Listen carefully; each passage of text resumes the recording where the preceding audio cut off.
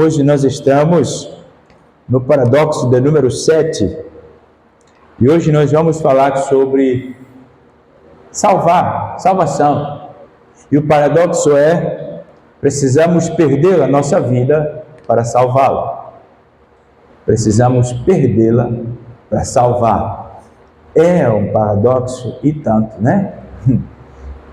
Vamos ver o que Deus fala conosco nesta noite. Abra comigo a sua Bíblia no livro de Marcos, capítulo 8. Vamos ler a palavra do Senhor a partir do versículo 31. Marcos, capítulo 8, e versículo 31, diz assim: Então ele começou a ensinar-lhes, Jesus, começou a ensinar-lhes, seus discípulos, que era necessário que o Filho do Homem sofresse muitas coisas e fosse rejeitado pelos líderes religiosos, pelos chefes dos sacerdotes, pelos mestres da lei, fosse morto e 3 dias depois ressuscitasse. Ele falou claramente a esse respeito. Então Pedro, chamando-o à parte, começou a repreendê-lo. Jesus, porém, voltou-se, olhou para os discípulos e repreendeu Pedro, dizendo: Para trás de mim, Satanás, você não pensa nas coisas de Deus, mas nas dos homens. Então ele olhou a multidão, ele chamou a multidão e os discípulos e disse: Se alguém quiser acompanhar-me, negue a si mesmo, tome a sua cruz e siga-me. Pois quem quiser salvar a sua vida, a perderá. Mas quem perder a sua vida por minha causa e pelo Evangelho, a salvará. Pois que adianta ao homem ganhar o mundo inteiro e perder a sua alma? Ou o que o homem poderia dar em troca da sua alma?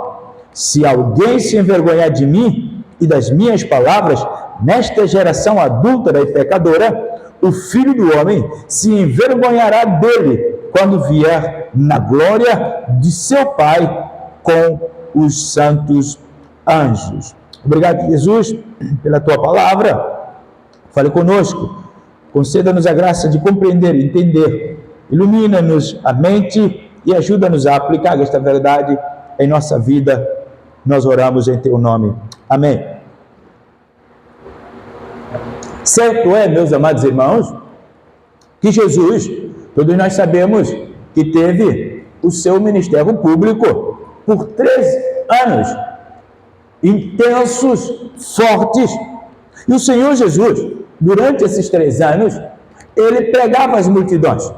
Mas a pregação de Jesus não era somente pública às multidões, mas Jesus também ensinava de forma muito particular aos seus discípulos, com a intenção de equipá-los, prepará-los para o ministério que eles deveriam desenvolver, empreender após o retorno de Jesus ao céu. Isso é bastante importante. E a gente vê isso no capítulo 14 de João, quando o Senhor, ele prepara os discípulos para a sua ausência física. E o ensinamento de Jesus qual era? Por que Jesus passava o tempo ensinando aos discípulos e ensinando ao povo como algo que devesse ser de estima e algo relevante? Repara, Jesus vai falar isso no livro de João, capítulo 17, sobre aquilo que Jesus ensinava. Ele disse ao seu Pai, 17:6, ele disse: Eu revelei teu nome àquele que me destes no mundo. Olha só, eles eram teus, tu os deste a mim, e eles têm obedecido a tua palavra, pois eu lhes transmiti as palavras que me destes, e eles aceitaram, eles reconheceram que de fato vim de ti, e creram que tu me enviastes.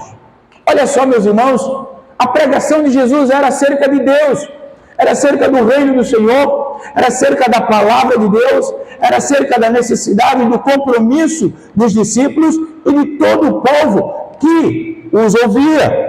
E nós vemos algo bastante importante, que Jesus ensinava sobre a sua partida, sobre a sua ausência, e ele fizera a promessa de que na sua ausência haveria de vir aquele que ajudaria o povo a permanecer, a lembrar dos ensinamentos que Jesus dera a eles.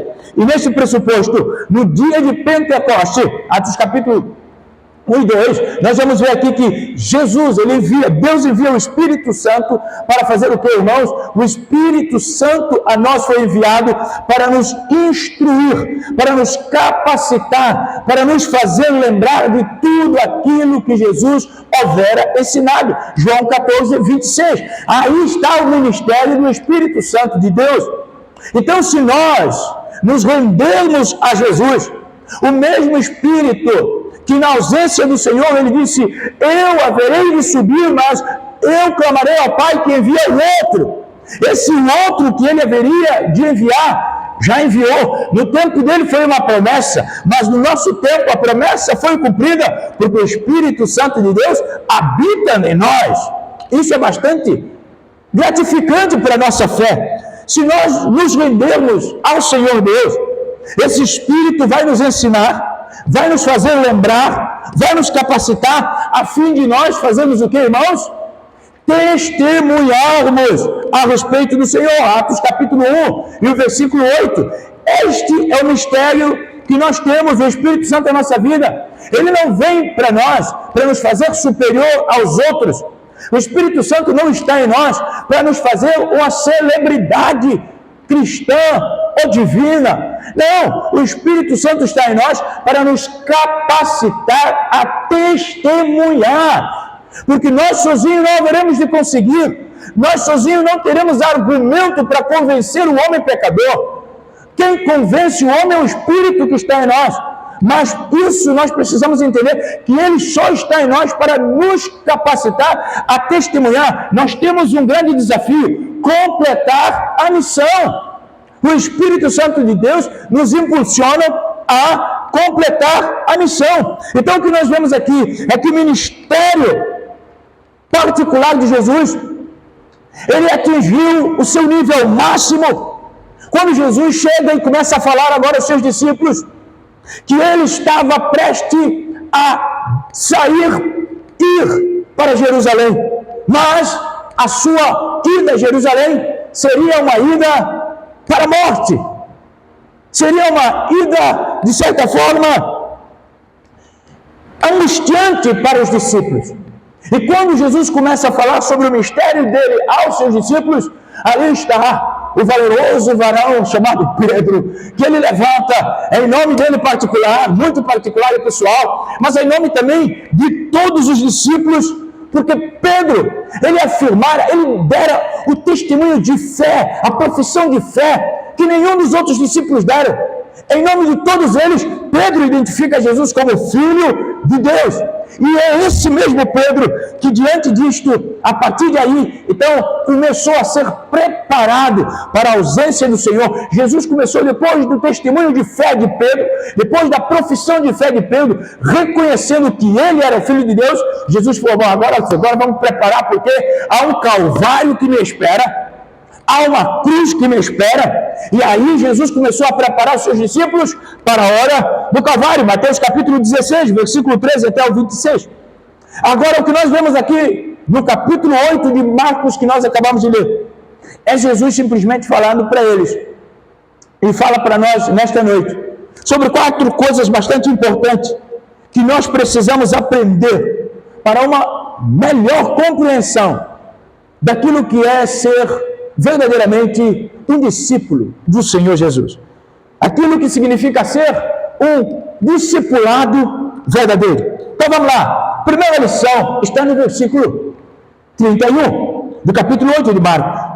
O texto começa nos dizendo: então ele começou a ensinar-lhes que era necessário que o Filho do Homem sofresse muitas coisas, fosse rejeitado pelos líderes religiosos, pelos chefes dos sacerdotes e pelos mestres da lei, fosse morto e 3 dias depois,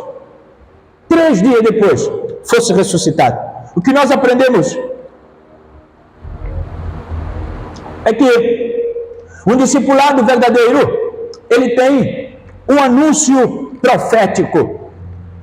Um anúncio profético que não pode fugir da prática de vida. Repara, a hora de Jesus era chegada. Era a hora dele revelar claramente qual era o ministério, qual era a missão. E Jesus revela aos seus discípulos que a hora estava chegando em que ele devia morrer em nosso lugar. Sabe que até esse episódio do capítulo 3 de Marcos, os discípulos haviam recebido de forma metafórica muitas informações acerca de Jesus, acerca da morte de Jesus. Contudo, eles não tinham um vislumbre muito claro daquilo que essas mesmas dicas metafóricas falavam acerca do Senhor Jesus. Então chega agora Jesus de forma muito clara, com o propósito simplesmente de encorajá-los. Jesus explica o que haveria de acontecer, e Jesus explica sem rodeios, porque eles não tinham entendido, embora João Batista já houvera talvez pincelado quando ele disse no livro de João 1,19, Jesus é o Cordeiro de Deus. Para o tempo de Jesus, para a tradição judaica, eles já sabiam que quando falasse de Cordeiro, falava de sacrifício. E João Batista falou que aquele Jesus era o Cordeiro. Consequentemente, já estava sinalizando qual a morte talvez caberia ao Cordeiro de Deus, que seria uma morte sacrificial. Mesmo Jesus, ele falou, não uma vez, sobre como seria o seu final. Como ele fala aos seus discípulos, no livro de João, capítulo 2, do versículo 13 até o versículo 22, Jesus fala sobre o seu templo, que seria destruído e reconstruído durante 3 dias, falando não de templo físico, mas ele estava falando da sua pessoa. Jesus fala com Nicodemos acerca também da sua morte. Contudo, Nicodemos não entende, porque Jesus usa também de forma metafórica a serpente que Moisés ergueu no deserto, fazendo como que ele, filho do homem, deveria ser hasteado. João capítulo 3 e versículo 14. Quando assim, Jesus também fala com Nicodemos acerca de uma comparação que ele faz com o profeta Jonas, que passou 3 dias no ventre do peixe, como se ele também estaria passando 3 dias exatamente nas entranhas da terra. Então, repara, Jesus deu N sinais do seu final, da sua morte, de forma profética aos discípulos, mas eles não tinham entendimento. Aí ele disse, eu estou indo para Jerusalém. Qual o sentido dele ir a Jerusalém? O sentido era só um, é o sentido de cumprir a profecia que estava nos livros do profeta, porque o profeta diz que não era cabível a um profeta ser morto ou morrer fora de Jerusalém. Por isso ele, profeta que Deus houvera enviado para nós, ele estava dizendo aos discípulos, eu estou indo para Jerusalém, como cumprimento desta mesma profecia.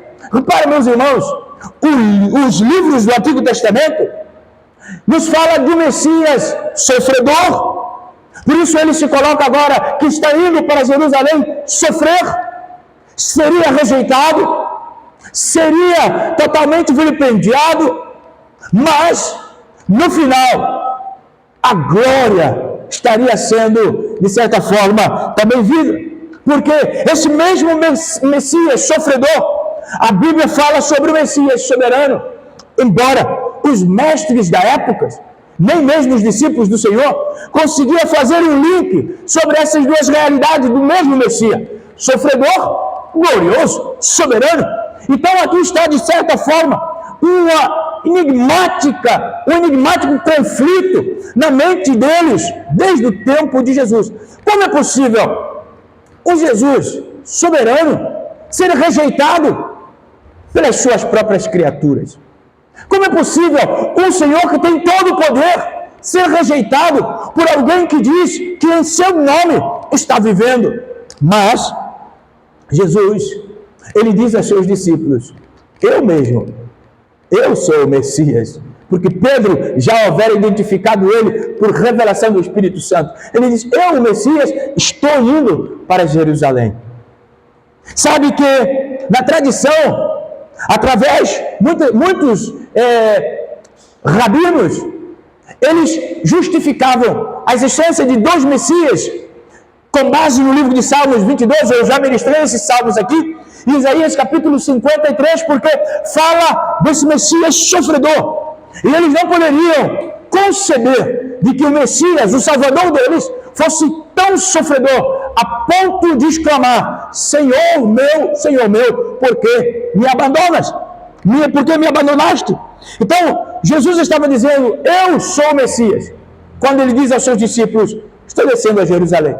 Eu sou esse Messias que vou ser rejeitado pelo povo, que serei humilhado pelo povo, passarei por dor e por fim morrerei. É como se Jesus estava dizendo sobre o ministério da salvação: primeiro a sofrer, depois a glória.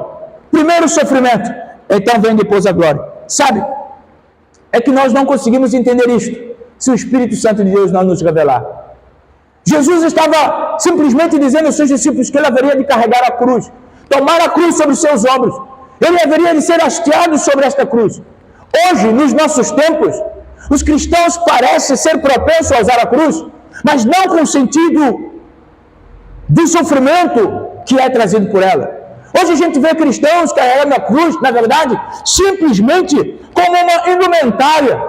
Simplesmente ostentam a cruz como uma atraente joia com suas vestimentas. Você vê, hoje as pessoas usando grandes cruzes no peito, como se isso falasse como a vida dela está. Sabe, irmãos, a cruz no tempo de Jesus era algo angustiante. Sabe, a cruz no tempo de Jesus ninguém usava no peito. É da mesma forma, porque a cruz era uma morte dramática. A cruz era uma morte chocante. Nós vemos cruz hoje nos templos, nos lugares do culto, mas as pessoas não têm sentido a dor que precisa carregar, ou que Jesus carregou por nós através dessas cruzes. Às vezes, nós cantamos sobre a cruz, sem nenhum tipo de sentimento de entender o que Jesus passou por ela. Por vezes nós cantamos sobre a cruz e o nosso pensamento está longe da cruz. Nós cantamos sobre a cruz só de boca para fora, sem nenhum tipo de sentimento de responsabilidade. Sabe, a crucificação, ela foi tão humilhante, tão desumana, que o simples fato que no tempo de Jesus de se considerar alguém em uma morte sobre a cruz, a pessoa estaria, de certa forma, com um sentimento rude, inapropriado, quando ouvisse de alguém dizer: olha, hoje será a execução, a hasteação de um indivíduo. Irmão, Jesus passou tudo isso por minha causa, por sua causa, entregou sua vida. Sabe, a cruz, da mesma forma que hoje nós não podemos, ou não é convidativo nós pegarmos uma cadeira elétrica ou uma forca e colocarmos no nosso peito como uma indumentária ou como uma joia atrativa. No tempo de Jesus, a cruz não tinha o sentido que ela tem hoje. Sabe, meu irmão, Jesus estava simplesmente declarando aos seus discípulos que a sua ida a Jerusalém era uma ida profética. Por isso, o verdadeiro discípulo, o verdadeiro discipulado, ele é envolto a uma profecia. Nós não podemos dissociar a cruz nem a profecia do Senhor do discipulado. Jesus estava dizendo, anunciando um futuro próximo que estava reservado a ele e aos seus discípulos, que não poderia haver um escape. Ninguém poderia negar isto, porque este era o custo que Jesus teria que pagar para que hoje eu e você pudéssemos ter a liberdade que nós temos de falar do Senhor Jesus. Meu irmão, minha amada irmã, Jesus anunciou com clareza, dizendo aos seus discípulos: estou descendo a Jerusalém, estou descendo não para uma festa, estou descendo não para ser ovacionado, estou descendo não para algo bastante exponencial, estou descendo por tua causa, estou descendo por vossa causa, estou descendo por causa da humanidade, estou descendo para morrer, estou descendo para cumprir uma profecia que eu vou cumprir, mas vocês também terão que cumprir.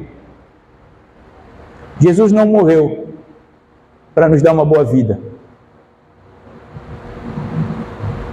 Jesus morreu para nos dar salvação e nos chamar à responsabilidade e responsabilização do reino de Deus.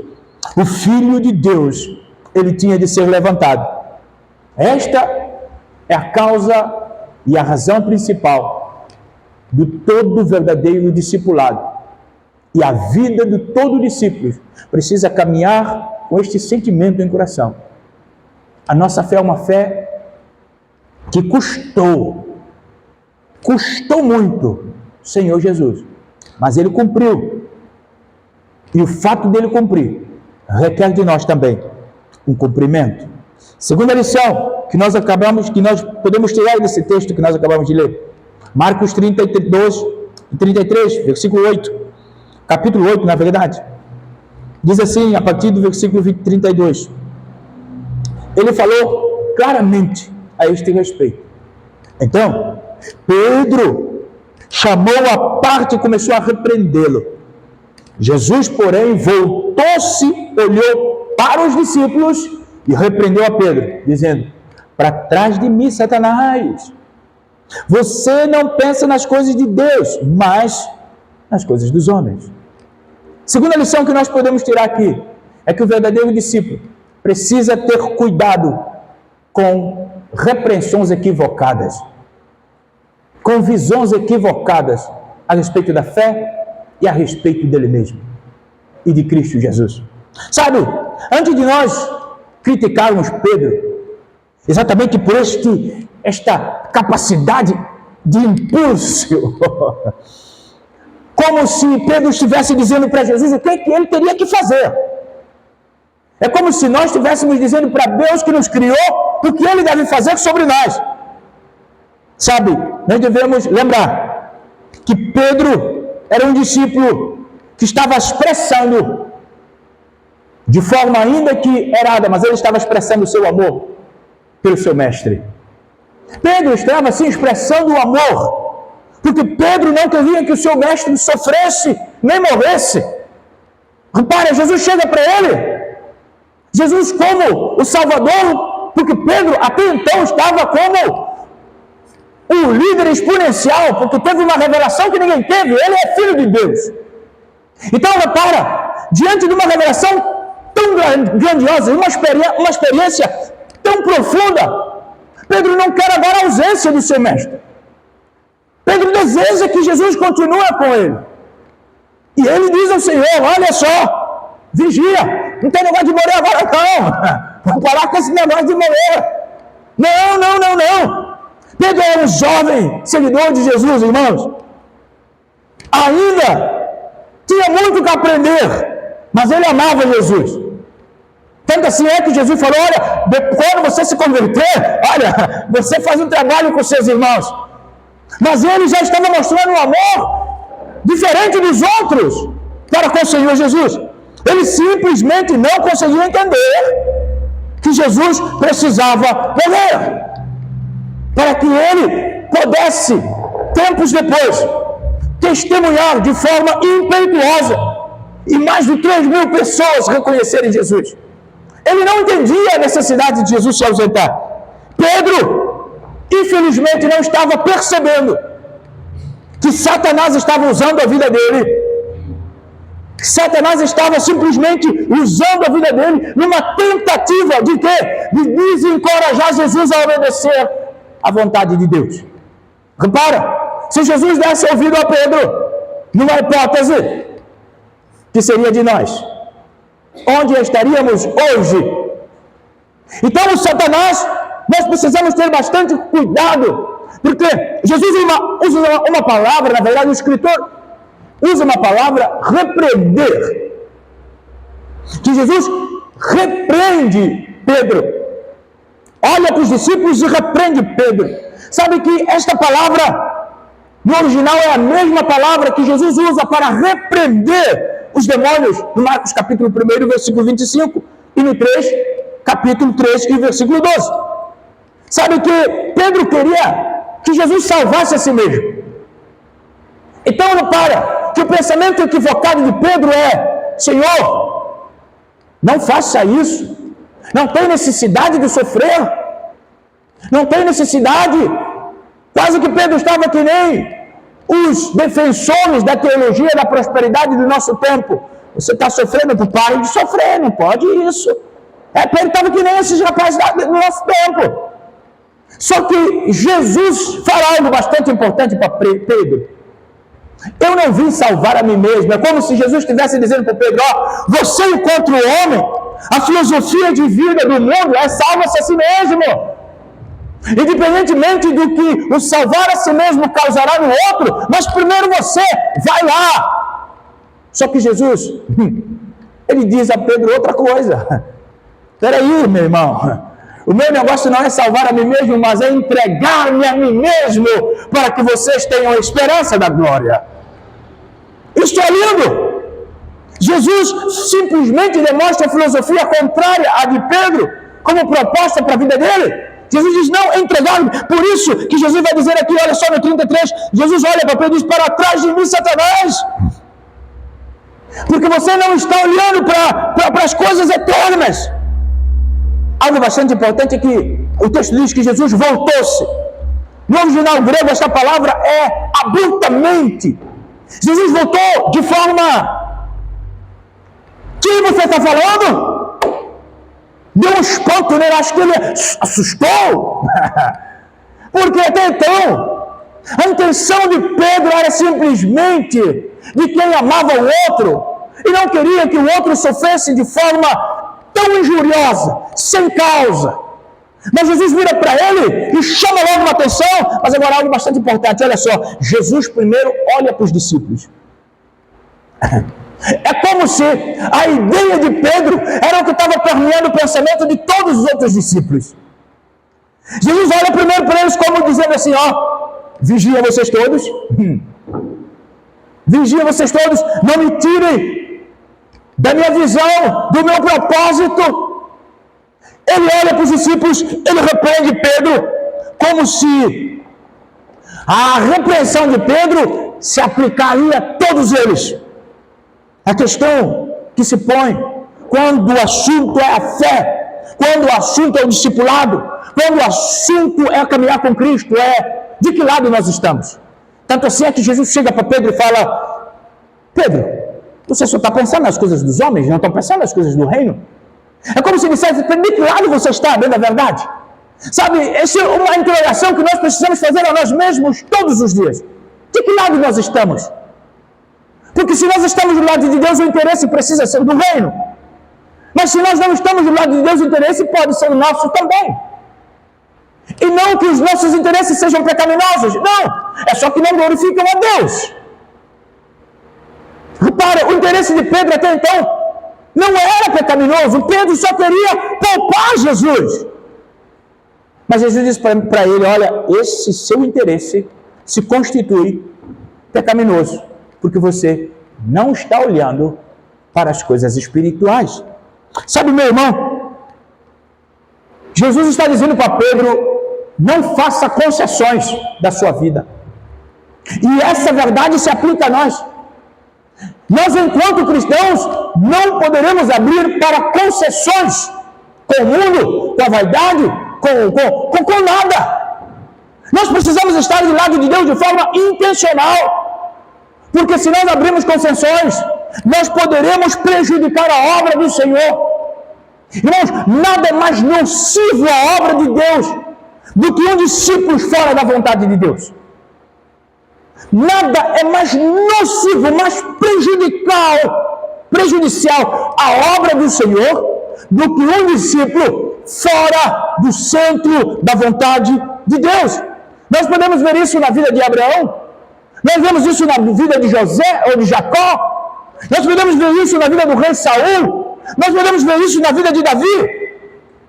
Nós precisamos acautelar-nos quando vivemos experiências profundas e excepcionais com o Senhor, porque logo depois disto foi que Satanás perambulou a vida do Pedro. É quando Pedro teve essa experiência profunda com o Senhor, Satanás veio tentar Pedro. Sabe, meu irmão, todas as vezes que nós damos razão às tentativas do adversário, para causar tropeço na nossa vida enquanto discípulos do Senhor, esse tropeço vai influenciar tantas pessoas à nossa volta e vai roubar a glória de Deus que nós deveríamos estar passando às pessoas. Então nós precisamos cuidar. Pedro repreendeu Jesus imediatamente após ter feito uma confissão linda, profunda. Então nós precisamos estar cautelosos. Cautelosos. Exatamente nos dias em que Deus nos usa de forma exponencial. Porque muitas das vezes nós achamos que somos nós, que é o fruto do nosso intelecto, que é o fruto da nossa dedicação, e aí podemos estar solapando a glória do Senhor. Só que Ele diz que Ele não divide a sua glória com ninguém. Então nós precisamos cuidar, porque assim aquele que se julgar está firme, diz a palavra do Senhor, o apóstolo Paulo fala isso em 1 Coríntios capítulo 10, versículo 12, aquele que julga está firme, cuidado para não cair. Foi aquilo que, de outra forma, Jesus estava dizendo para o Pedro. Você estava muito confiante, cuidado, o inimigo está em redor. Nós devemos aprender a caminhar, meus irmãos, minhas amadas irmãs, caminhar pela fé, independentemente das circunstâncias que nos cercam e de sentimentos do nosso interior. Por quê? Porque ambas as coisas, tanto as circunstâncias que nos cercam, como os sentimentos do nosso interior, são enganosos e podem nos motivar a ação e escolhas equivocadas. Jeremias capítulo 17, o profeta diz isso, o nosso coração é enganoso, não vamos fiar nele. O discipulado precisa ser intencional para a glória de Deus, a despeito do Senhor, a sua palavra é a regra. Não é o quanto a gente acha que sabe sobre a palavra de Deus. Por isso a nossa vida cristã, ela não é uma vida de viver simplesmente de experiência, mas de prática da palavra de Deus na nossa vida. Prática da palavra do Senhor. Por isso devemos orar, porque senão nós vamos cair no erro de Pedro, querendo colocar limites a Deus, querendo colocar o que Deus tem que fazer. Precisamos orar, porque quanto mais nós orarmos, meus irmãos, mais o Espírito Santo de Deus estará em nós, trabalhando em nossa vida, clareando o nosso entendimento. Precisamos alimentar da palavra do Senhor. Por isso nós precisamos de dia e de noite. O Senhor garantiu isso a Josué. Olha, medita nessa palavra, porque assim você vai ser próspero. O sucesso está na meditação da palavra e na prática dela, de dia e de noite, ou seja, todo dia, todo o seu ser precisa descansar na palavra. É a partir daí que nós vamos ter o discernimento para detectar as enganosas ofertas de Satanás, para nos tirar do prumo, para nos tirar da visão. Nós necessitamos de discernimento de Deus. E não há outra forma. Sem oração e sem a Bíblia, não há discernimento do Senhor. Então precisamos disso. Terceira lição que nós podemos tirar na vida de um verdadeiro discípulo. Primeiro, a mensagem profética, ele não pode dissociar dela. Segundo, ele precisa ter cuidado com as suas interpretações equivocadas. Ele precisa ter cuidado em suas experiências e esquecer do que precisa conduzir a vida é a palavra de Deus. Terceiro, o discipulado exige uma decisão muito séria. Repara o que diz o versículo 34. Em diante, ele vai dizer, então, Jesus, chamou a multidão e os discípulos e disse, se alguém quiser acompanhar-me, negue-se a si mesmo, tome a sua cruz e siga-me. Pois quem quiser salvar a sua vida, perderá.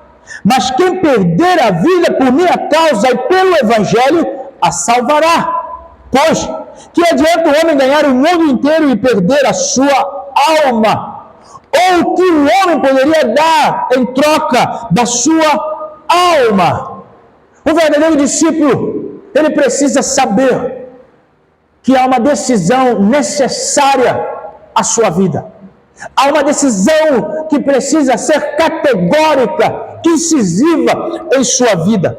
E aí o Senhor vai dizer, Sabe, meus irmãos, a vida é um dom gracioso, é um dom precioso, é um dom de Deus para nós.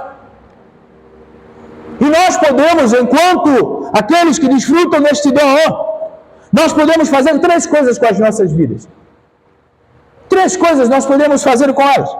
Primeiro, nós podemos simplesmente desperdiçar a vida, vivendo dissolutamente, vivendo aquilo que o povo ali fora chama de vida boa. Podemos viver de forma totalmente descompromissada até quando chegar o fim da nossa existência, pararmos e analisarmos que, na verdade, perdemos a vida e não vivemos ela. Isto é uma opção. Viver a vida. Segunda opção, nós podemos sim usufruir da vida. Usufruir da vida fazendo o que todo mundo faz. Usufruir da vida vivendo para os nossos próprios interesses. Usufruindo da vida sem nenhum tipo de propósito e bênção de Deus. Usufruindo a vida fazendo até ou deixando até algum legado, mas nada que comunica a eternidade. Podemos viver. Até alguns dizem, sem arrependimento. Mas toda vida que não comunica a glória de Deus, a eternidade de Deus, ainda que o possuidor possa alegar não ter arrependimento, ele terá no final de tudo. Terceira coisa que nós podemos fazer com a nossa vida é investi-la no reino de Deus. É investi-la deixando o Senhor ser o governador da nossa vida. É seguir o Senhor em todas as coisas e deixar que Ele defina o nosso caminho.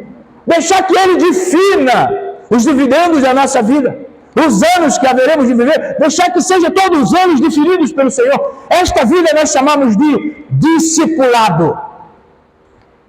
A vida pelo qual nós entregamos a causa do Senhor, esta é a vida do discípulo verdadeiro.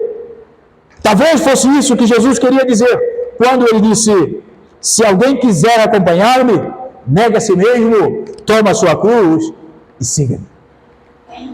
É essa a vida que ele quer. É essa a vida que ele precisa, que nós nos disponhamos a ele. Uma vida da qual ele é o centro. Uma vida da qual ele é o Senhor. Uma vida da qual ele não é um convidado esporádico. Uma vida da qual ele não é simplesmente um visitante. Uma vida da qual ele é o Senhor da casa. Esta é a vida do discípulo.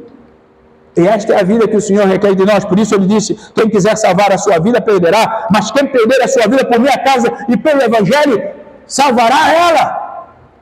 Não há como nós nos salvarmos desprezando Jesus e os interesses do céu. Mas, a respeito de Jesus e do interesse do céu, nós podemos sim ser rejeitados pelo mundo, ser menosprezados pelo mundo, mas nós estamos ganhando com o Senhor.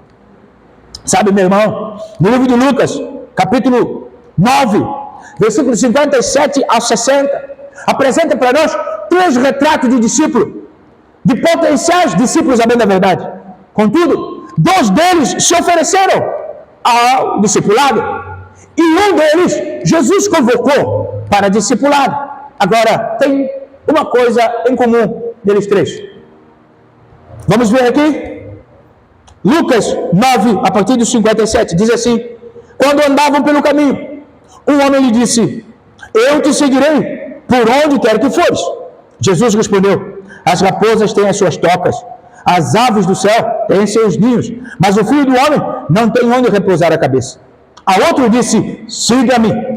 Mas o homem respondeu: Senhor, deixa-me ir primeiro sepultar o meu pai. Jesus lhe disse: deixe que os mortos sepultem seus mortos, seus próprios mortos. Você, porém, vai e proclame o reino de Deus. Ainda outro disse: vou seguir-te, Senhor, mas deixe primeiro voltar e despedir-me da minha família. Jesus respondeu: ninguém que põe a mão no arado e olha para trás é apto para o reino de Deus. Sabe, irmãos, há uma expressão aqui que chama atenção no texto, porque ela repete 2 vezes. A expressão é, deixa-me ir primeiro. Repara que Jesus está combatendo na consciência desses potenciais discípulos dele. Algo que não poderia estar de forma nenhuma na mente do discípulo era, deixa-me primeiro resolver a minha vida, quiçá eu te servirei quando primeiro resolveu. Sabe, o correto era Jesus primeiro. Repara como Jesus identifica quem é seus discípulos. Marcos 3, 8, 34, isso é uma identificação de Jesus para aqueles que são seus discípulos. Ele diz, se alguém quiser acompanhar-me, faz o quê? Nega a si mesmo, tome a sua cruz e siga-me. Os potenciais discípulos disseram para Jesus, todos os 3, falharam neste quesito. Senhor, primeiro eu, depois o Senhor. Só que Jesus disse, olha só, para nenhum de vocês serve. Por quê? Vocês devem proclamar primeiro o reino de Deus. Sabe, meu irmão, nenhum dos 3 foram aprovados por Jesus como discípulo. Porque o primeiro, repara, o primeiro ele veio em busca do conforto, de segurança, porque ele sabia que onde Jesus estava, tinha fartura de milagre. Ele chega para Jesus e diz, olha, vou te seguir. Ele estava procurando o conforto, ele estava procurando simplesmente se estabelecer. Ele não queria saber de Jesus, ele não queria saber do sofrimento de Jesus nem da cruz, ele queria saber dele mesmo. Tanto assim é que Jesus disse, olha, o Filho do Homem não tem nem onde colocar a cabeça para descansar. Está disposto mesmo a seguir o Filho do Homem? Ele não tem nem onde dormir. Então, nós precisamos negar a nós mesmos, chegar até Jesus, por qualquer outro interesse que não seja ele, é nós tropeçarmos, ou seja, falharmos enquanto discípulo. Segundo, esse que Jesus falou, ele fazia o quê? Ele chegou e falou para Jesus, olha, Jesus, espera aí, eu primeiro preciso esperar a morte do meu pai, para enterrar o meu pai, primeiro, e depois eu vou te seguir. Jesus espera que o discípulo, quando ouve a voz do Senhor, eles levantam de imediato, tomam a cruz, morrendo diariamente por si, e caminham com Jesus. Não mede esforço para realizar a obra do Senhor. Este que Jesus esperava, quando ele chama o homem, ele falou ao homem, siga-me. O homem falou, bom, peraí, primeiro, papai está quase indo, deixa primeiro cuidar do papai. Jesus falou, primeiro eu. O terceiro é a mais exponencial. O terceiro chega e fala, deixa-me primeiro despedir da família. É como se ele dissesse para Jesus, peraí, eu estou muito novo, eu preciso primeiro criar uma memória. Eu preciso criar essa memória afetiva, de maneira que quando eu for seguir o Senhor, que é lá onde a gente possa estar, eu tenho a memória. Sabe, meu irmão, o verdadeiro discípulo de Jesus jamais olha para trás quando ouve chamar de Jesus. Não olha para trás, ele somente olha para frente seguindo Jesus, porque a despeito de seguir Jesus, o Senhor vai cuidar daqueles que são dele. O Senhor cuida. Por isso, eu e você precisamos sim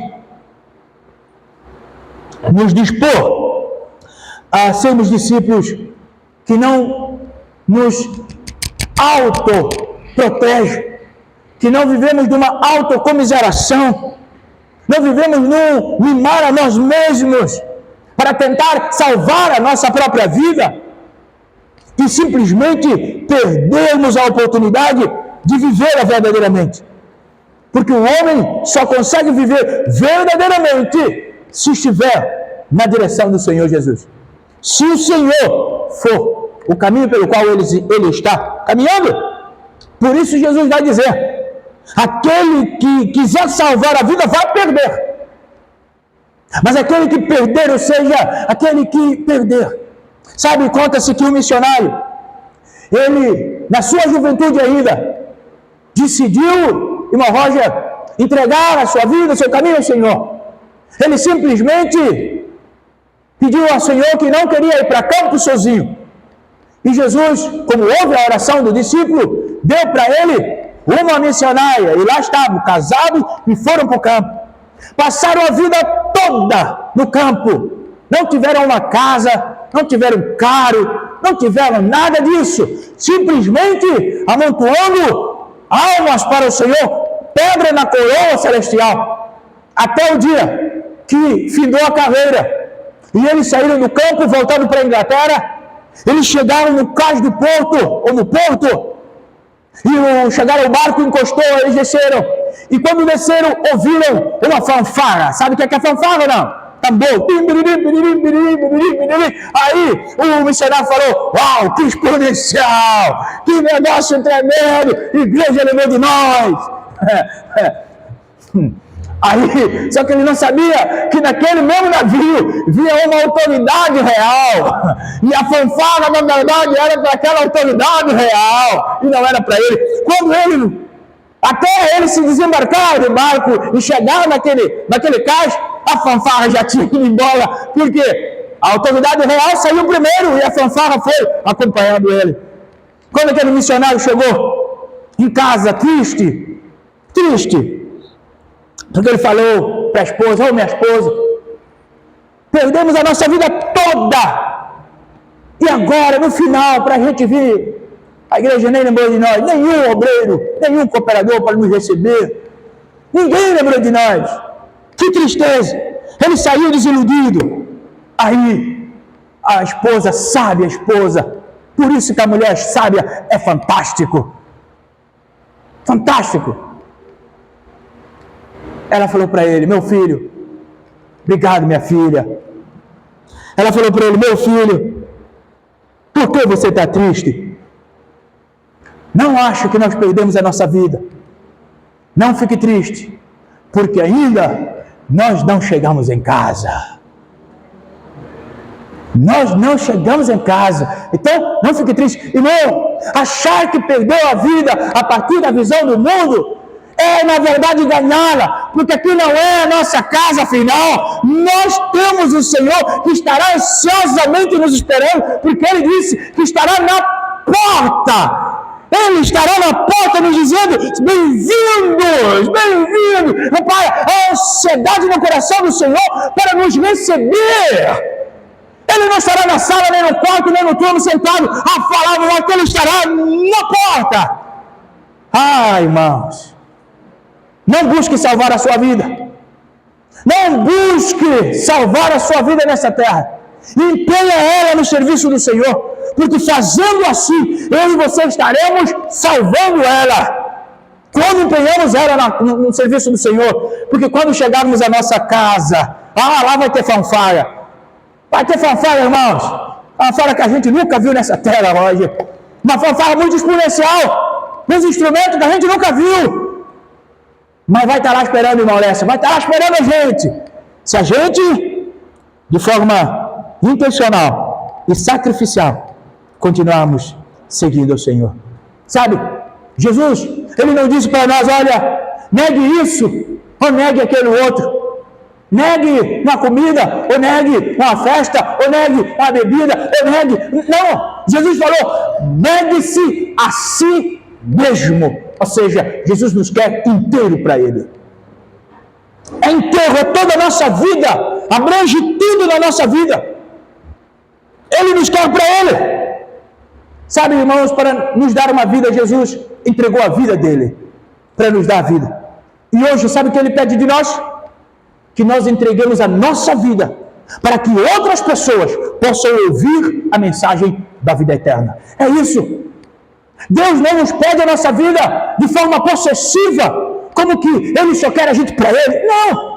Ele quer a nossa vida para nos fazer um instrumento para que os outros conheçam a vida eterna. Então, se nós não nos doarmos, nós somos orgulhosos.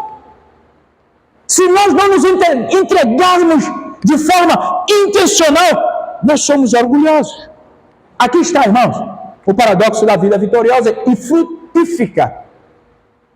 É nós, para ganhar a nossa vida, precisamos compartilhar ela com os outros que não conhecem Jesus. Terminando, quarta e última lição que nós podemos tirar daqui é que, para aqueles que são verdadeiramente discípulos, eles têm, sim, um futuro glorioso.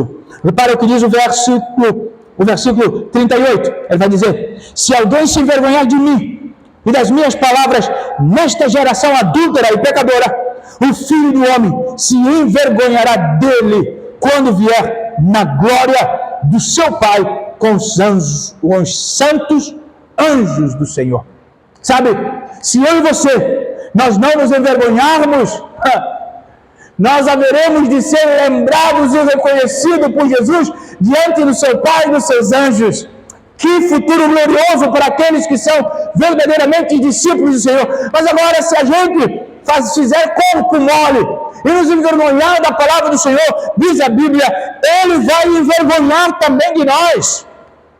Sabe que depois de Jesus ensinar sobre a necessidade da cruz, e nós caminhamos com a cruz agora, Ele ensina de forma imediata sobre o lugar que nos espera, o lugar glorioso no reino que nos espera.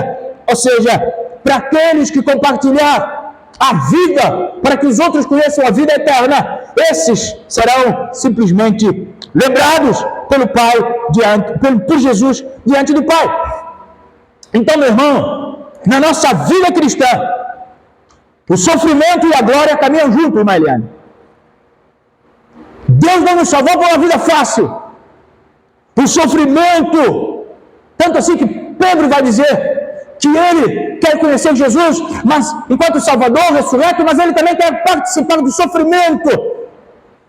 Por isso Pedro morreu da forma que morreu. Experimentou o sofrimento. Por isso os discípulos morreram da forma que morreram. Por isso que os irmãos do primeiro século morreram da forma que morreram, a igreja primitiva, os apóstolos. Por isso, os irmãos que nos antecederam morreram da forma que morreram, porque não abriram mão, não colocaram seus interesses primeiro, mas o reino de Deus em primeiro lugar.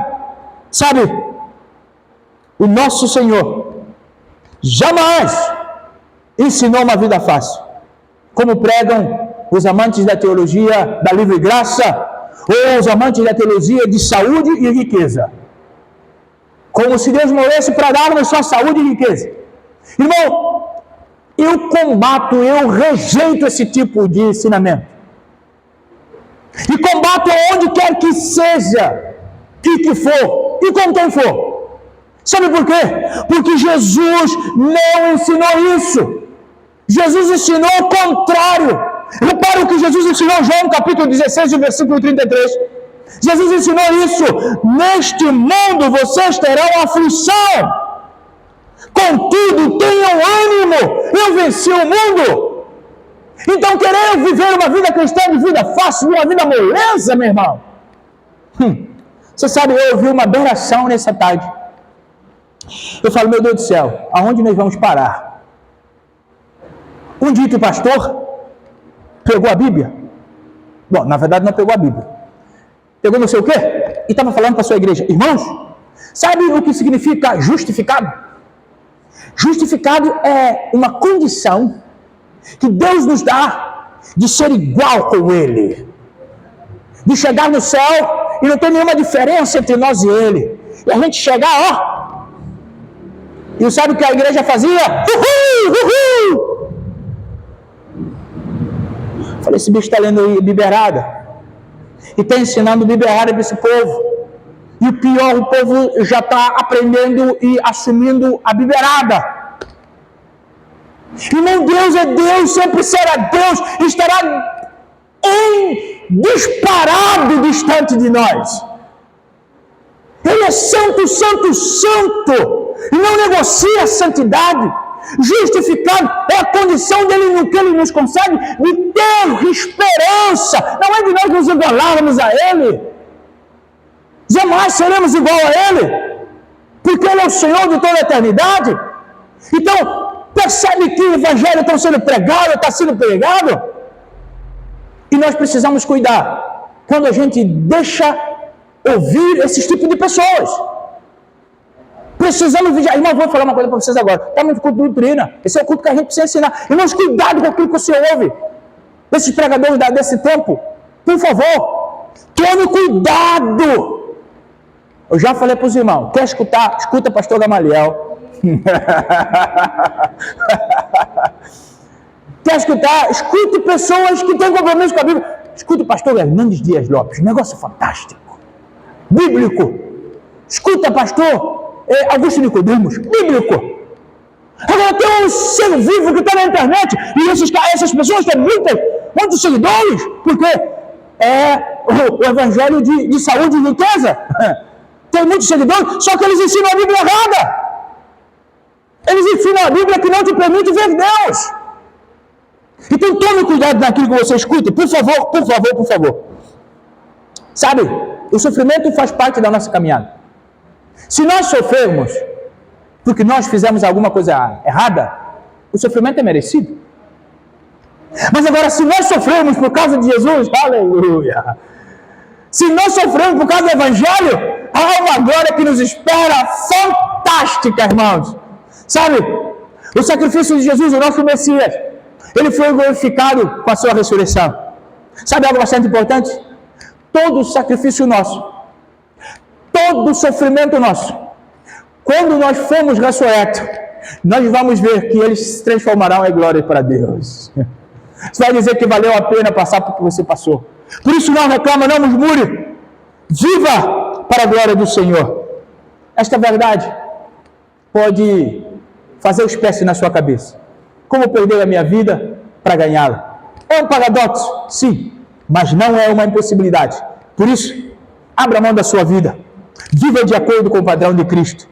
Sabe, eu quero terminar dizendo simplesmente para você: se quiser servir Jesus, negue-se a si mesmo, tome a sua cruz e siga Ele. Amém? Deus abençoe você e a sua casa, te guarde, dê um restante de semana de paz e que você repouse nessa palavra. Entregue, negue-se a si mesmo, morra para você mesmo e deixe Jesus fazer da sua vida um instrumento para as outras pessoas. Incline a sua cabeça, eu quero orar com você. Obrigado, meu Pai, pela Tua palavra que o Senhor nos dá no dia de hoje, essa porção da palavra que nos encoraja a viver para o Senhor. Obrigado, Senhor, porque nós, enquanto discípulos, precisamos sim saber que nós temos um Deus vivo, um Jesus que se entregou por nós. E esta mensagem é a mensagem que nós precisamos carregar, vivê-la e comunicá-la às pessoas que nos rodeiam. Por isso, ajuda-nos a abrir mão de nós mesmos, das nossas pretensões, do nosso salvar a nós mesmos. Dai-nos graça para entregar a nossa vida por Tua causa e por causa do Evangelho. Faz de nós um instrumento do Senhor. Nós oramos nesta noite, em nome de Jesus. Amém. Que o amor de Deus, o Pai, a graça, a preciosa graça, a redentora graça de Jesus Cristo, seu Filho, comunhão e consolação do Espírito Santo de Deus, esteja em nós, no nosso meio, hoje e sempre. Amém.